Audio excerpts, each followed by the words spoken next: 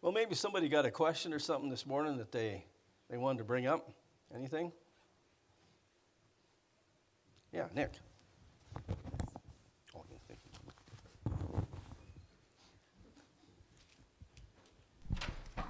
I got a winter-based question for Okay. you. Was sitting there thinking about it. Why are the seasons the way they are? You know, we hit our equinoxes. The shortest day of the year is the beginning of winter, and so the temperature really gets drastic in another month or so. But the same thing in the summer. Our longest day of the year is typically not our hottest. It's not till August. So my brain wants to go, well, you would think the coldest days would be the shortest days and the hottest days would be the longest days, but that's not the case. So, you.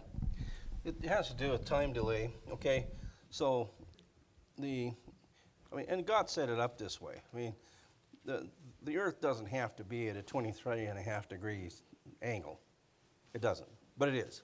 Okay, and so and who knows what the weather would be like if that angle was different, one way or another. But it is, and so what happens is, okay, so the first day of fall, September hits. So what's the air temperature? Still fairly warm, okay?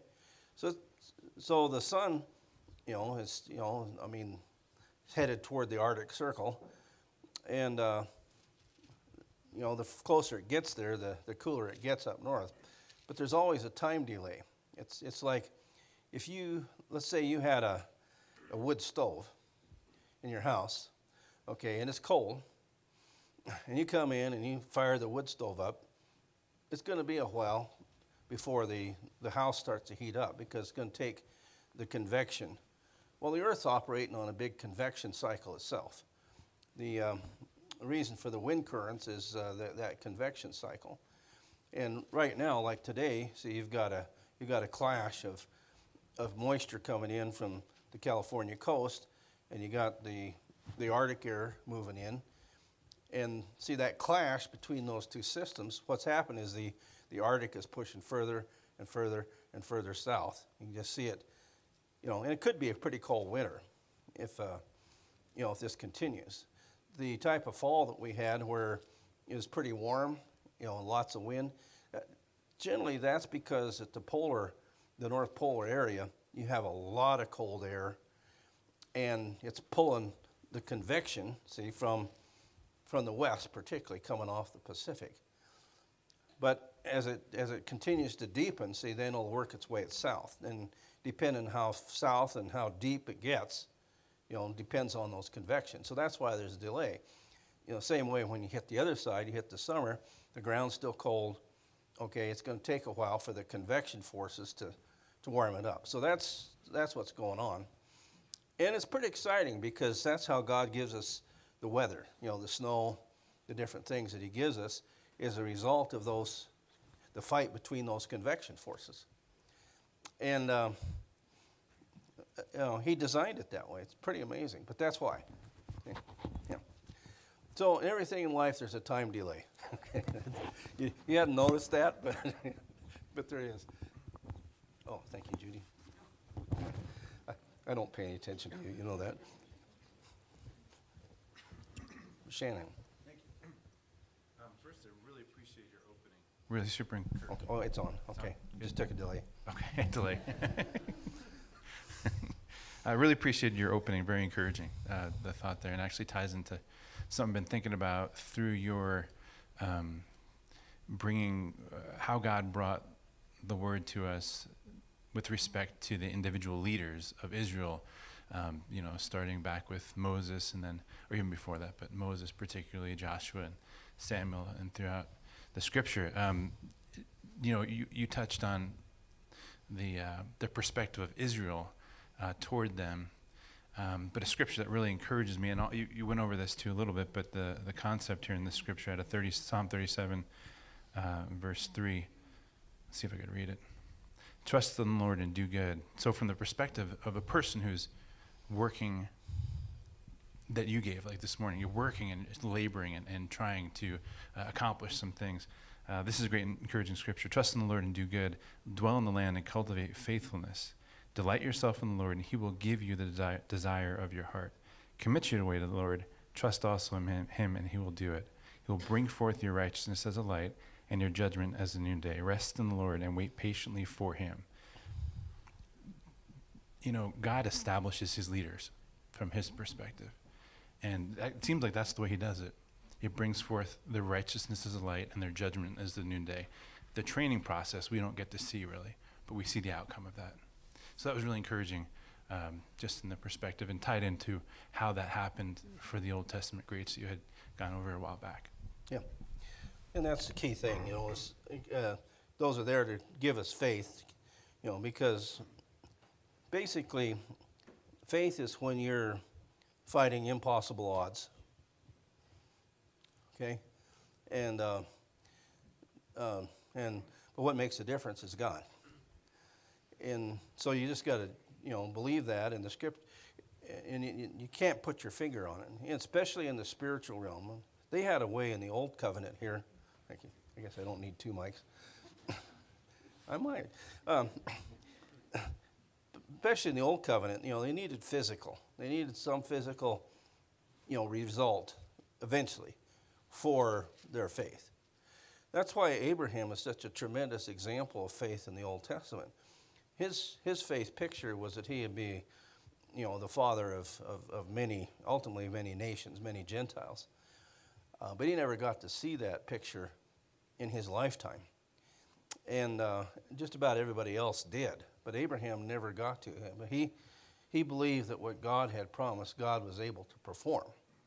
And so he continued to walk and continued to do what he was supposed to do right up to the end. Even though he actually, God gave him some physical things, but ultimately the faith picture that Abraham had, he did not get that in his lifetime. And those things are set in motion for us. In the book of Romans, we have what the Apostle Paul called the faith of Abraham, which means a lot of what we do, we're not going to see the results in our lifetime either. And that's, for us, that's okay. See, again, what matters is a person be found faithful. Further comments?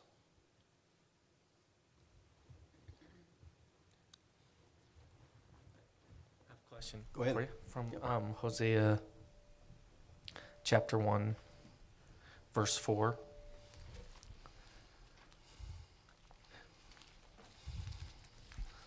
Good old Hosea, huh? Yeah. The question, name him Jezreel, okay? And the part I was curious about when he says, I will punish the house of Jehu for the bloodshed of Jezreel. It seems like he was doing what God told him to do. Yeah. So why is he punishing him later? Yeah. Well, that's pretty typical, okay? Did God punish the Assyrians for what they did to Israel? Yeah, but they were still carrying out. Did God punish the Babylonians for what they did to Judah? Yeah, he went down the list. So did he punish the Persians for what they did? Yep. He punished the Greeks for what they did. Yet they were carrying out his plan, carrying out what he wanted accomplished. But they themselves were evil and bloodshed, wicked. So in the case of Jehu, remember God was going to destroy all the descendants of Ahab and Jezebel, okay? And one of those was the king of Judah, because his dad had married the daughter of Jezebel.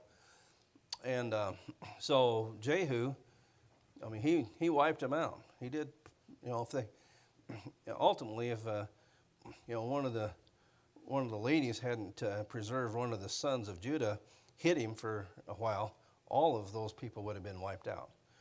Jehu did it. You can tell this guy's a warrior. And nobody drive his chariot like Jehu. When you can see that chariot coming, you knew it was Jehu coming, okay? And it didn't bother him to pull that bowstring and just run that arrow through the heart.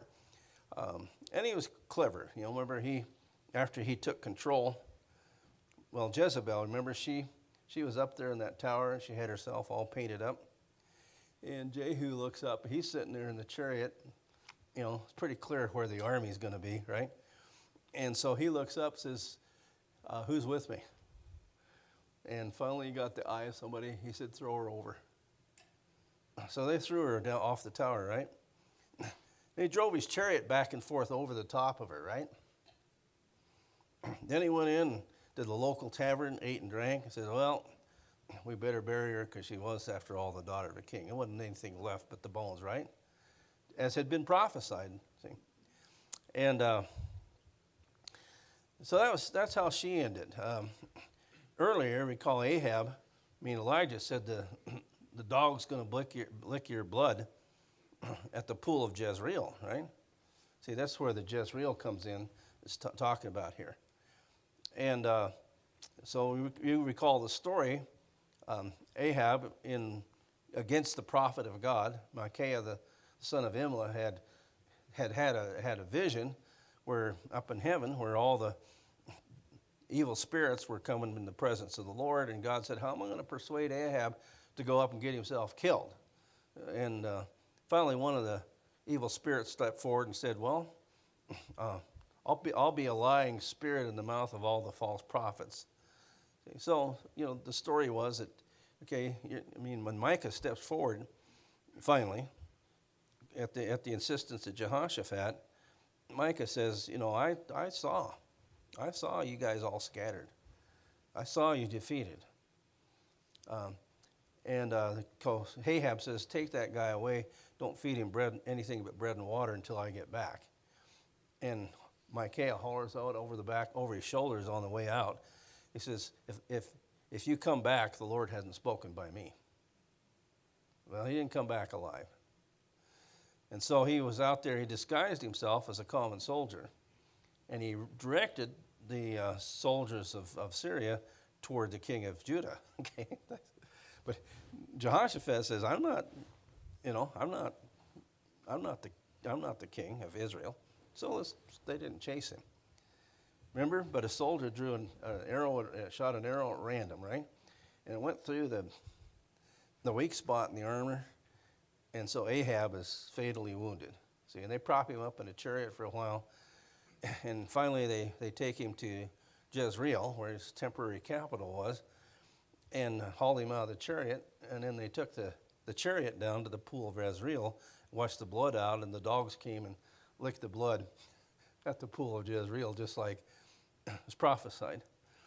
So things weren't looking good. Jehu is going to be the man that carries it out.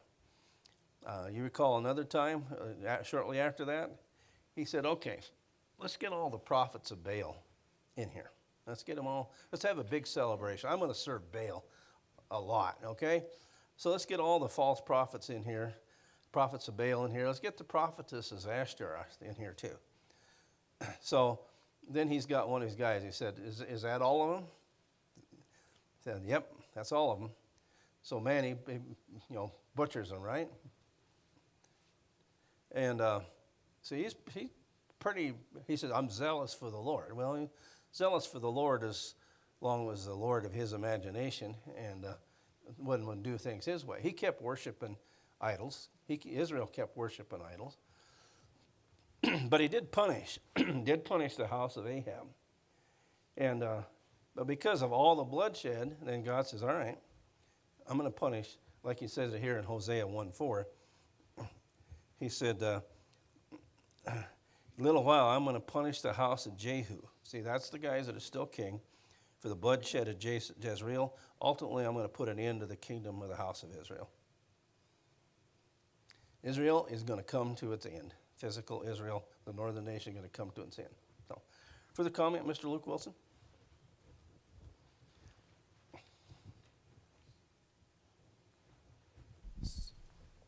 I guess it's an inference, but if his heart would have been right in everything, and he would have just done what the Lord asked with the right motives, then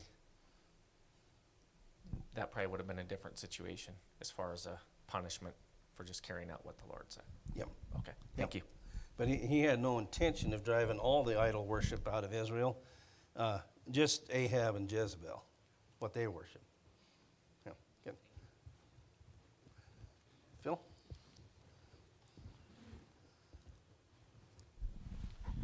Just a comment, and then maybe two comments.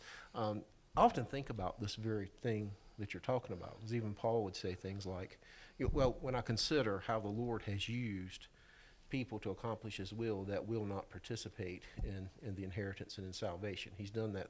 That is a common theme throughout Scripture, even in the New Testament.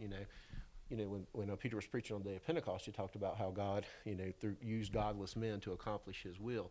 So God does that all the time. And the Apostle Paul saying, I beat my body lest I make it my slave, lest after I have preached to other, I myself may be disqualified. It's so easy to look back and talk about accomplishments. But we have to be careful because, just because the Lord uses us in his plan does not mean we are a part of his plan and we are approved by him. We are a part of his plan. It doesn't mean we're approved by him. So I often think about that because we can't rest on what we think our accomplishments are. Our hope is always in the Lord. It's always going to be focused. And I know you know this. I'm just sharing some of my thoughts that I've had. It's always going to be his word, what he says, following it and believing it. And so it really is a humbling thing because these examples, even the ones that you brought up, helps us to realize that it really is the Lord's work. It really is what he says, and it really is an issue of faith that's going to get us there. It really is not of our own works. And so I just appreciate all that being brought up. One thing that I do wanted to make another comment, I was reading an article yesterday that someone had put out about apparently one of the, I think it was Grace Community Church, I can't remember. Someone had done a candlelight service one Christmas Eve night, I don't even know what it was. And someone was complaining to the community because whoever was preaching during that time had mentioned in the genealogy of Jesus some of the women who were, I guess, a little bit less than reputable. But again, God had used them in the plan. And there was a big public complaint about how that was sexualization, it was sexist, and how the community should write to that preacher about how they are talking down women because he brought that up. And I just happened to think about that. I know nobody here would feel that way. If we were to read the genealogy, it is what it is. I mean, history is what it is. It's another example of what you're saying. The Lord using people that you wouldn't even think to accomplish his will. Some of them follow him, some of them don't. But I just think it's interesting. I think that is the temptation in the midst of when we read these stories, like the one that Luke brought up. Sometimes when we see the confusion, it is human temptation to try to change it, to try to ignore it, to try to think somehow or another God made some kind of mistake with it, and we should either avoid it or change the story. And so I just wanted to comment on that. I think that is the prevailing attitude, to just avoid anything that doesn't mold with modern political and social thinking. And I just thought, I've never seen such a good example of someone blatantly and having lots of support of someone saying that you should not preach the genealogy of Jesus. So I just wanted to point that out. Yeah. Well, again, it's a sign of the times, so to speak. Obviously, step by step, the goal is to eliminate the Bible from public life because of the fact it's misogynic, it's homophobic, it's xenophobic, all these words that we don't know what they mean. It's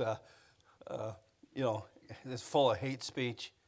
The problem is that the Bible is dealing with sin, and the Bible is calling mankind as a whole to account, and saying you are going to stand before the judgment seat of Christ, and you're going to give an account for the deeds that you did in the body, and anything that's counter to the will of God, starting with a core of 10 commandments, anything that's counter to that, you guys are going to stand, you're going to face the fires of hell. Okay. And the world doesn't like that very much because, again, that doesn't run well. But underneath that, there's the Marxist agenda being financed by the likes of George Soros and George's higher-ups to overthrow existing society. American society has been built on the Bible. It's built on Moses, Jesus, and Paul. Those principles, and the purpose was to have religious freedom in America. I mean, it started with the Plymouth colony. They came for religious freedom. And so many other the colonists came for the same reasons. So, and they were fleeing from the oppression of lack of freedom to preach the Bible in the old world. So they're conscious of that. And so the goal of the moderns is to totally get the Bible out of there as part of the overthrow of the existing social structure, overthrow of the modern society. So they have to attack it from the perspective that it's anti-women. There's no compassion for gay people. There's no compassion for transgender. There's no compassion for confused. I mean, that's all part of the agenda. And so we're going to increasingly face a lot of pressure. One of the challenges that we have then is even on an individual basis, people won't talk about anything. See, it used to be a much more open society. Again, I remember, just want to recall out of Alexis de Tocqueville's book, Democracy in America, the Frenchman who came to America in 1828 to discover the secrets of American greatness. And as you recall, he's out there on the American frontier, which is Wisconsin at that time. And, he comes across, what he called a rude hut. We'd call it primitive, pretty basic. He said, but the inhabitant inside is anything but rude. He's the product of 18 centuries of enlightenment. See, with his Bible and with his axe, he conquers the frontier. With his Bible. See, there are two things on his table, the Bible and the weekly newspaper. And he said the inhabitant inside is willing to discuss politics or religion and to express his perspective forcefully. Well, that's how it was. See, but now, okay, we have to be concerned about microaggressions.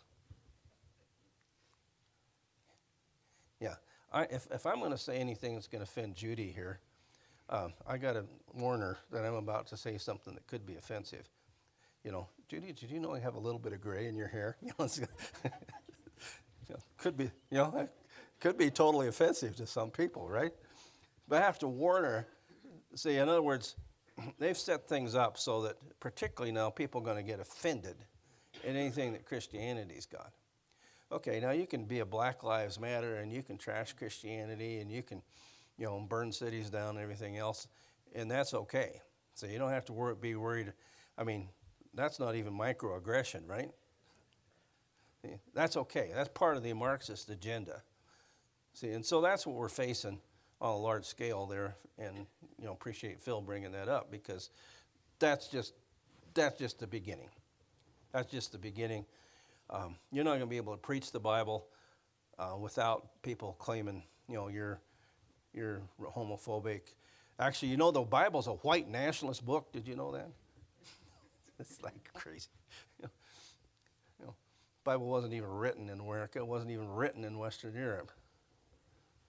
The Bible's from 3 continents, Africa, Asia, and Europe. Okay? And that's not white nationalist. But that doesn't matter. See, when you have an agenda, facts don't matter.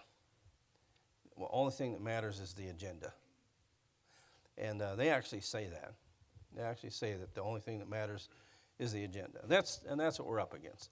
But it's important that we not lose our courage. It's not important that we not lose our faith. See, it's important that we continue to stand and try to do everything we can to reach the people that are next to us, people we can have contact with, people we can have interaction. Because increasingly, you see, they're being moved to the position where they don't say anything. Again, I just remember one of the last programs that Rush Limbaugh had before he passed on to his reward. And, I was at the bank because, for a while at the banks, you couldn't, take you an hour to make a deposit at the bank because they didn't have their ATMs up working like they do now. And so I thought, well, I'll just listen to Rush Limbaugh. I'm waiting here. And he was talking about a poll that had been done just recently by one of the more reputable, some of those polls, the whole purpose of the poll is to manipulate public opinion. But this was one of the outfits, Pew or somebody that's, more objective. But they found that somewhere around 3/4 of the people would be Republican or conservative were afraid to say anything. Whereas only about 30% of the Democrats or the left-wing guys were afraid to say anything. See, that's quite quite a gap there. So what that means is a lot of people silently agree with you, but they're going to continue to be silent about it. So we have to just recognize that, and that's part of the landscape in which we deal with, and keep doing our part to be in contact with people and see if we can get some good discussions going. Anything else? Andrew, you got something? Yeah, okay.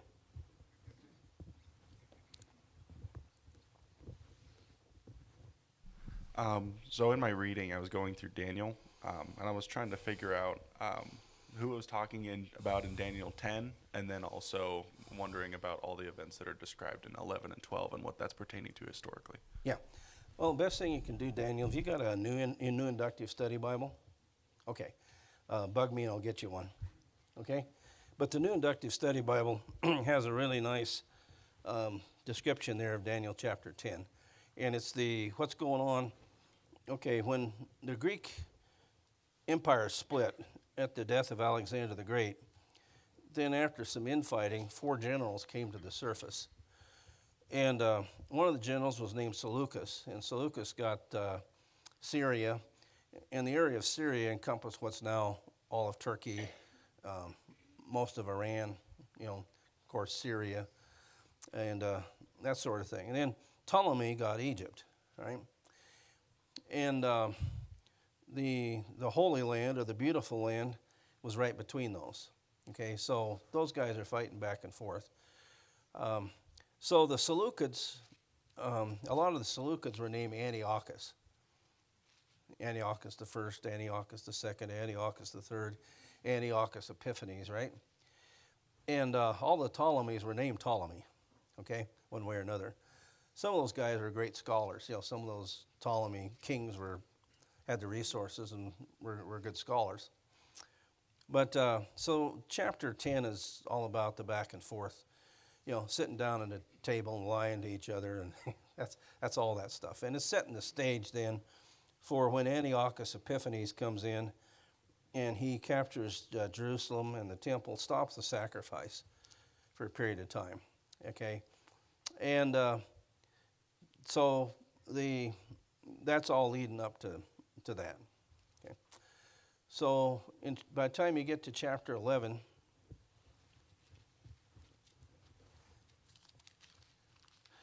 he tells you that there's going to be 3 more kings arise in Persia, and then all this stuff's going on. And in chapter 12 is kind of the end of it. In verse 1, he says, "Now at that time, Michael, the great prince who stands guard over the sons of your people, will rise. And there will be a time of distress." See, now he's really actually looking to the coming of the Romans as well. "Be a time of distress such as never occurred since there was a nation until that time.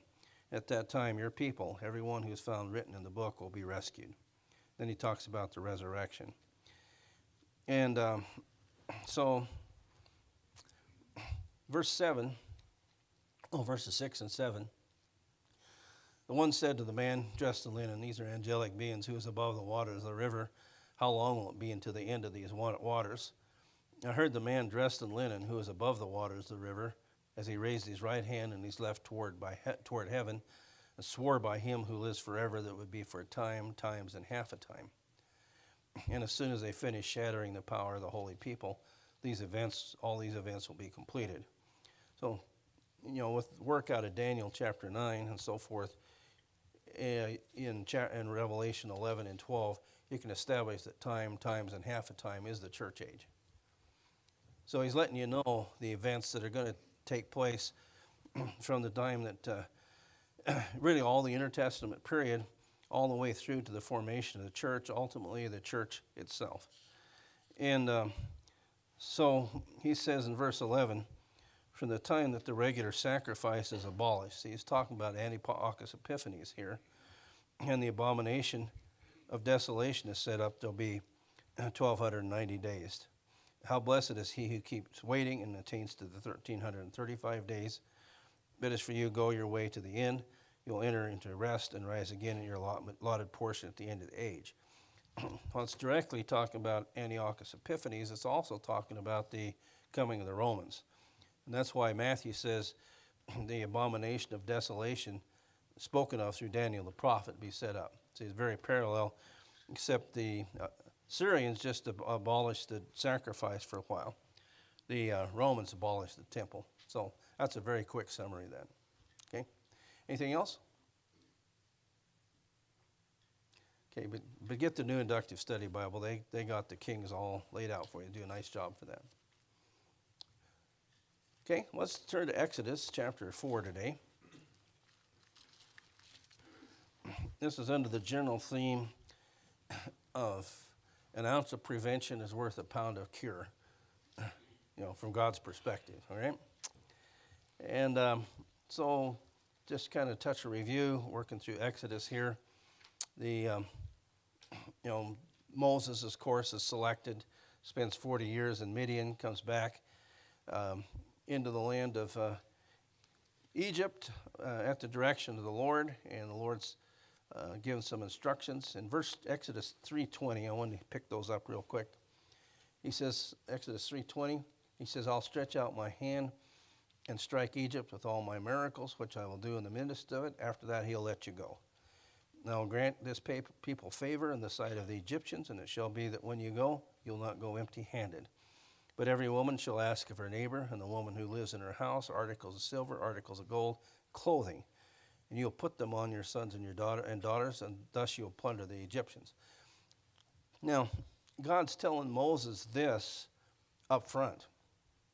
He says that Pharaoh's not going to let the people go.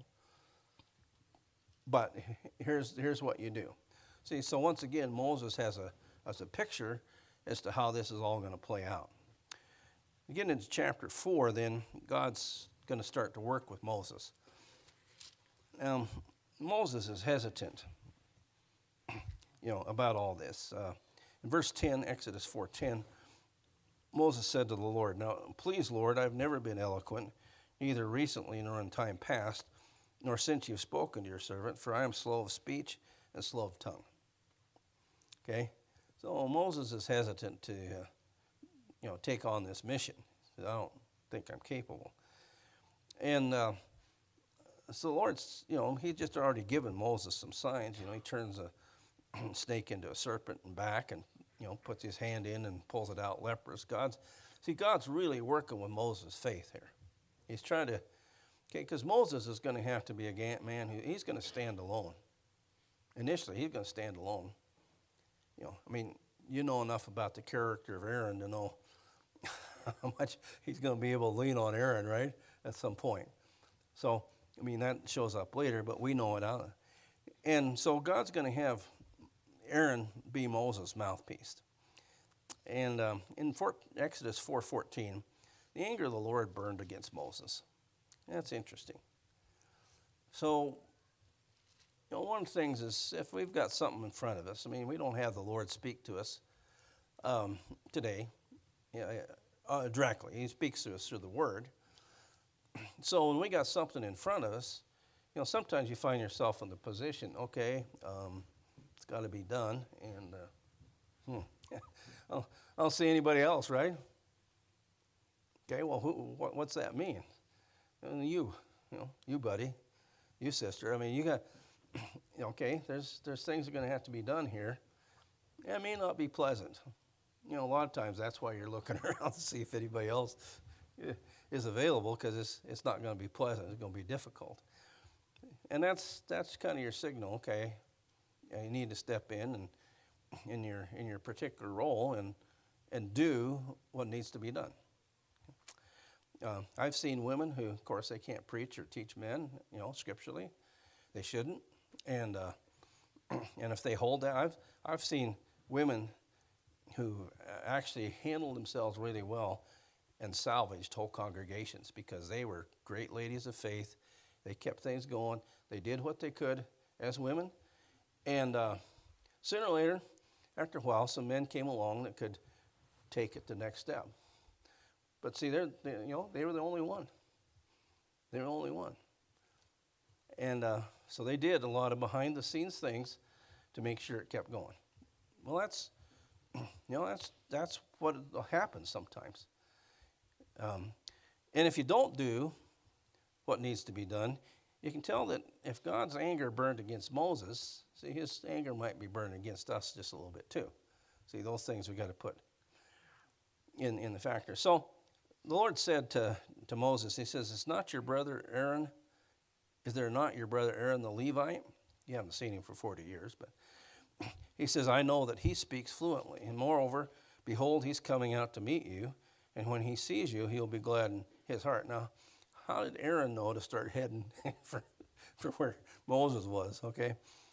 He says, this is interesting to me. He says, "You're to speak to him. I'll put the words in his mouth, and I, even I, will be with your mouth and in his mouth, and I'll teach you what you're to do. Moreover, he shall speak for you to the people, and he will be as a mouth for you, and you will be as God to him. And you shall take in your hand this staff with which you'll perform signs." Okay, so notice then, that Moses is not going to speak to the people directly. He's going to tell Aaron, and then Aaron's going to speak. Now, if you think about it, what does that do to the position of Moses? It elevates him. Because the other guy's a spokesman. Same thing happens when he goes to Pharaoh, right? Okay, Moses isn't going to speak to Pharaoh. Moses' number 2 guy is going to speak to Pharaoh. Okay? See, God's got this thing positioned really well. See, again, because God has an outcome that he wants to accomplish, and he's working through these circumstances to make sure it happens.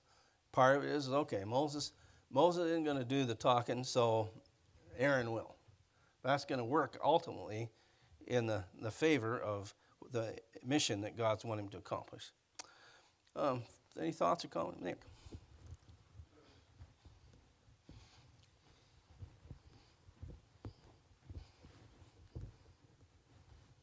Maybe it's just me, but when you ask the question about what does that do for Moses' position, my mind said exactly the opposite.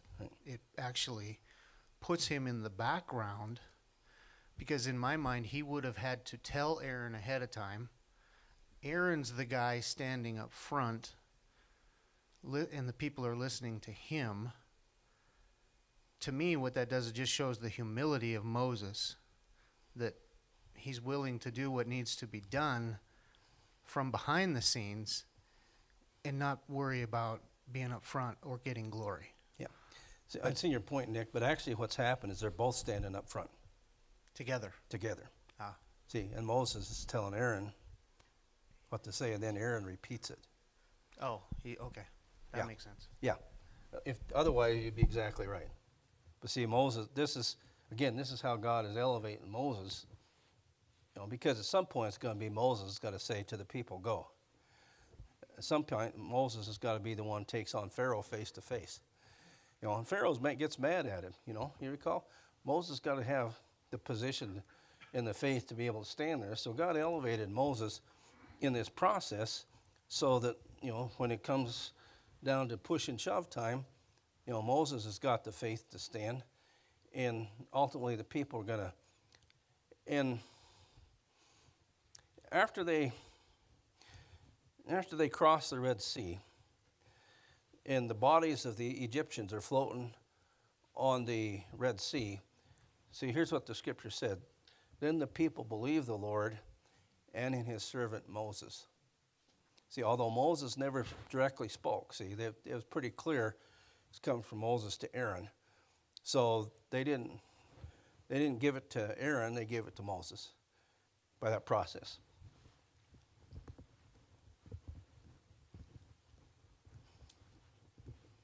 So Jill just asked me a question that I'm going to ask you. He literally just stood there with him. He would speak to him, and then Moses would orate it to the people? I mean Aaron, yeah. Or Aaron, sorry? Yeah. Why wouldn't he just say it himself then?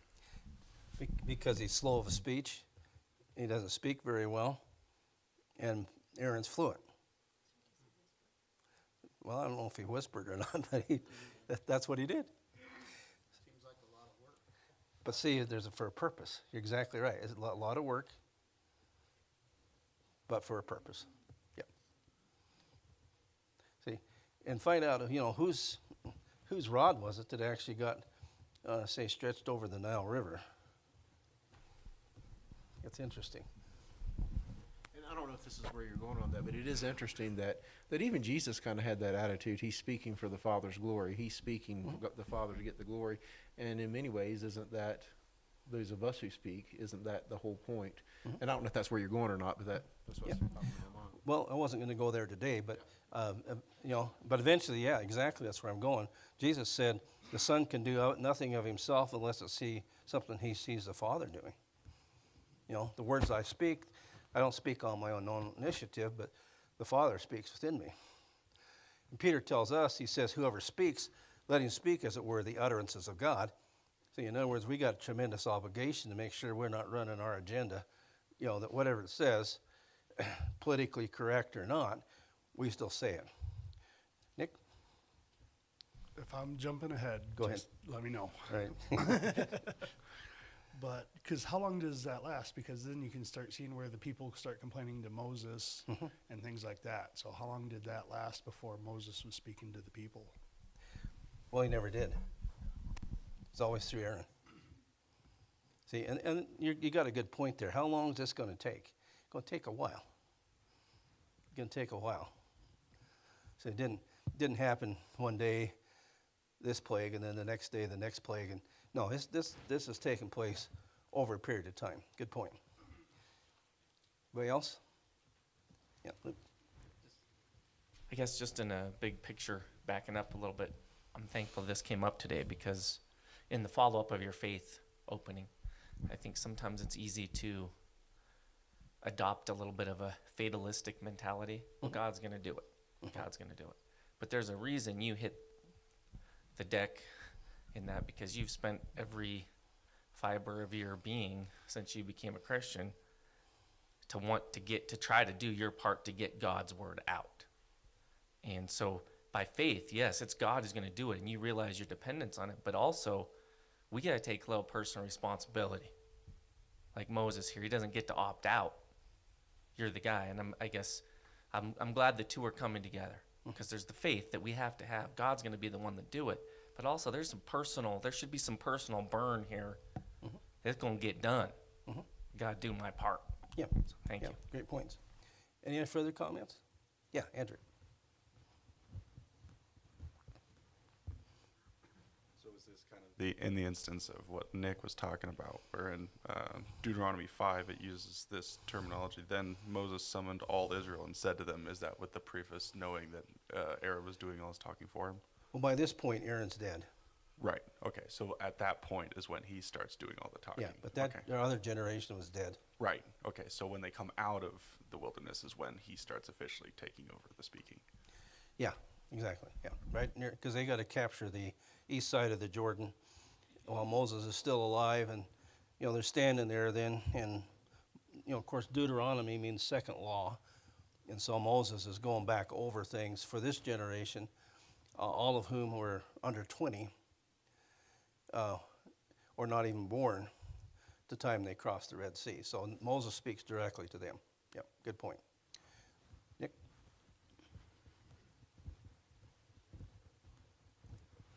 I don't mean to keep bringing this up, but you said until he said go, Moses said go. Through Aaron. So Aaron still gave the orders. Yeah. And the people left Egypt. Yeah. Did he continue to speak through Moses while they were in the wilderness? Yep. Clear till Aaron's death. Well, I have to go back and check on that, because he'd come down from the mountain, he with his face shining, and he had the next section of the law. And as near as I can tell, he delivered that through Aaron, but it may be once they crossed the Red Sea that disappeared. I have to check that out. But the general pattern was Moses spoke to Aaron, Aaron spoke to the people. Or to Pharaoh. Yep. Yeah, okay. Yep. Yep. Good point. Anything else? It's kind of, again, that's a detail you wouldn't pick up. I mean, because it says Moses said, okay, but, okay, you look at it, well, he's not talking directly. He's saying it through Aaron. The fact that he's saying it through Aaron doesn't mean that Moses didn't say it, But that's kind of the way it is. I always use the example, Solomon built the temple, right? And we know he didn't, saw a single cedar board. He didn't carve a single pomegranate or didn't, work on the mold for a single pomegranate, but he built the temple. See, in other words, it was at his direction. So Solomon gets credit for the temple. And similar thing, Moses is going to get credit for what's coming through Aaron's mouth. So it's a principle that goes all the way through. As Phil brought out, ultimately so that Jesus gets the appropriate, God gets the appropriate credit even through what came through Jesus. Fact is, Hebrews chapter 1, we'll close with this. Hey, what do you think of Bob's picture taken last week from right here at the church building? Pretty impressive, right? Yeah, we just live in an absolute wilderness area here, and saw a bumper sticker on a truck the other day. It said, "Montana's full, but I hear the Dakotas are open." So, Hebrews 1:1 says, God, after he spoke long ago to the fathers in the prophets in many portions, in many ways, in these last days has spoken to us in his Son, whom he appointed heir of all things, through whom also he made the world. You see that the same principle is being applied here. God is speaking through who? Through Jesus. Yeah, same principle laid down and carried out oftentimes in the Old Testament.